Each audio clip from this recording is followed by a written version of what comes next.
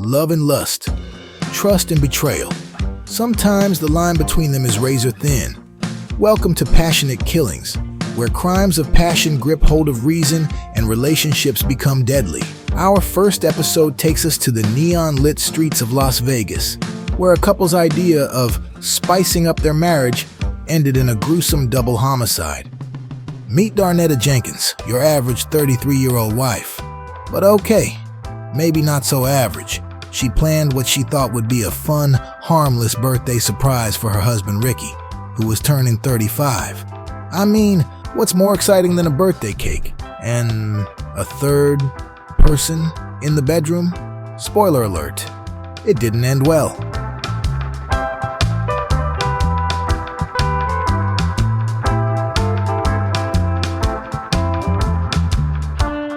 Ricky and Darnetta Jenkins were like any other married couple, or so it seemed. They'd been married for nearly a decade, but when things got too routine, Darnetta decided to shake things up. Cue one summer trip filled with neon lights, cocktails, and, well, something a little spicier.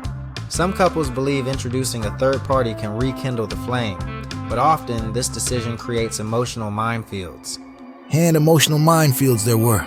Shortly after their trip to the entertainment capital of the world, Darnetta learned that Ricky might have enjoyed that spice too much, because apparently, Ricky didn't get the memo that the threesome was supposed to be a one-time deal.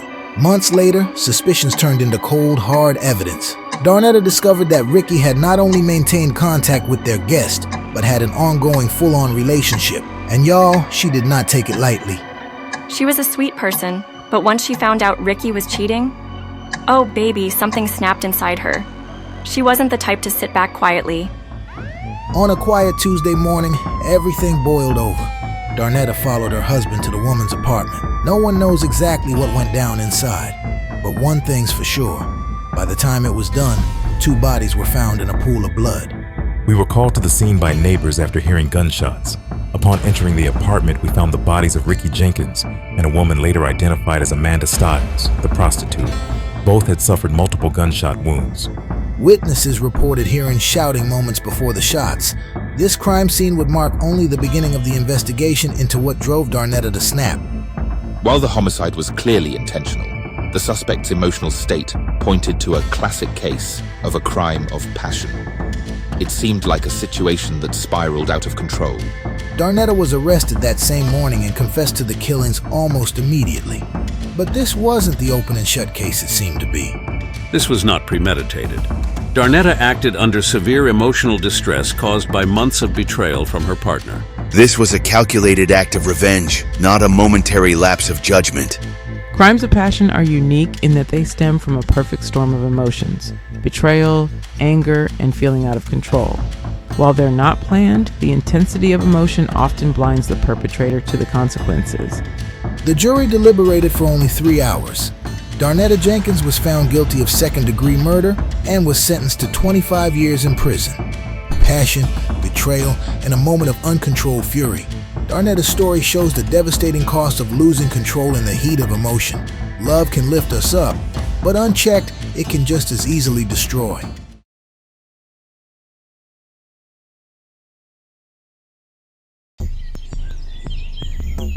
Los Angeles, 1998. Roland Maywood, Hollywood's rising star. Camille Maywood, the picture-perfect wife. Or so everyone thought. But behind closed doors, a storm was brewing. One fueled by addiction, anger, and betrayal. It's not uncommon for addiction to sow seeds of chaos in relationships, and in Camille's case, the combination of substance abuse and unresolved trauma created an unstable environment. I mean, Camille was complicated, you know?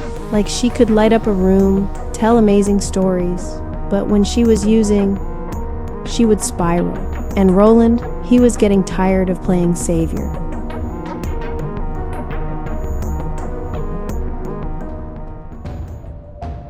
On the night of March 17th, 1998, everything changed. Camille, are you serious right now? You promised. You promised me you were done with this. Oh, so that's how it is. Just go ahead. And leave me, Roland. That's all you're good at, walking out. That night escalated quickly. We know from Camille's friend that she left the house soon after the argument. What nobody knew was that she returned, armed.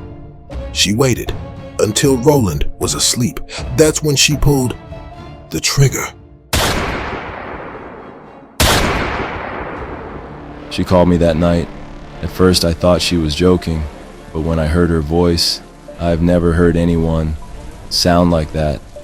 After confessing to her friend Chris, Camille returned to her home just as police arrived.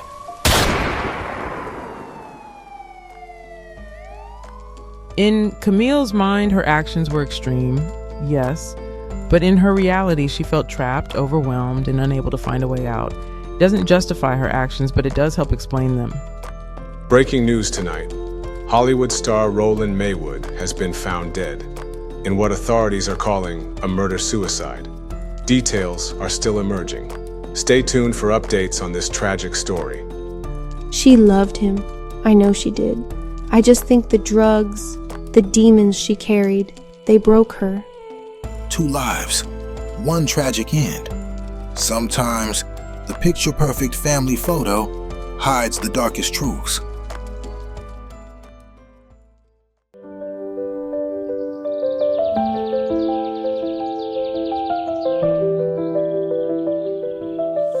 Betrayal in the Jungle, based on the true story of Lola James. She was adored, admired, and at the pinnacle of her career. But in the blink of an eye, Lola James became infamous, not for the lives she defended as one of Los Angeles' top labor attorneys, but for the life she took with her own hands. In 2012, Lola James shocked the world when she was found guilty of murdering her husband, Richard Evans, unveiling a disturbing web of deceit, danger, and betrayal. But was she a cold-blooded murderess or a desperate mother who uncovered an unimaginable plot? Lola loved Richard. God, did she love him. He was everything you'd imagine. Dashing, charming, well-spoken. I mean, he swept her off her feet. She thought she had found her happily ever after, but nothing could have prepared her for what was waiting beneath that handsome smile. Did she have any suspicions early on? Not at first, but looking back, there were moments, like the way Richard avoided conversations about his past, or how paranoid he got about tracking their movements if they so much as planned a weekend trip. But who thinks, oh, my husband's a wanted fugitive with international arrest warrants?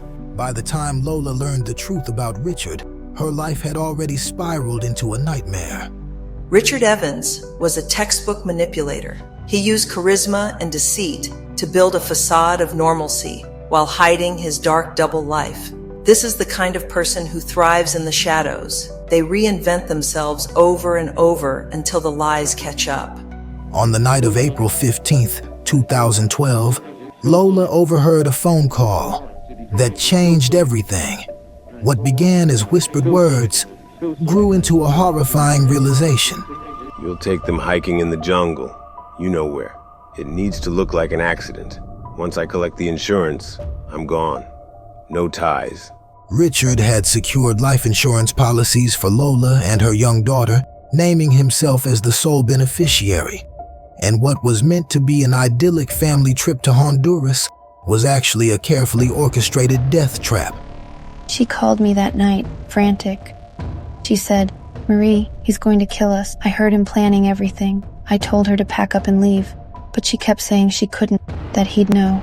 Didn't she go to the police?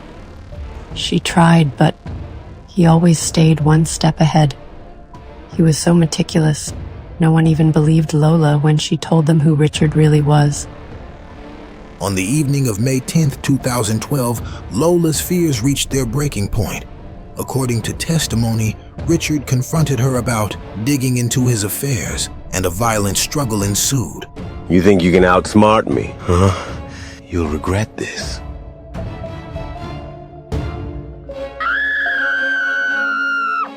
When the chaos subsided, Richard's body lay motionless in the kitchen. He had been stabbed twice, Lola told investigators it was self-defense, but prosecutors painted a different picture. Ms. James is an attorney, a brilliant attorney. She calculated this murder down to the last detail. Lola acted out of fear for her life and her child's. She uncovered his plan. She knew her time was running out. Despite Lola's plea of self-defense, the jury deliberated for less than 6 hours. She was sentenced to 15 years in prison for second-degree murder. To this day, Lola James maintains that she had no choice. Her daughter remains her sole visitor. People think they know me. They don't. You love someone, you trust them, and then you pay the price. Never trust anyone.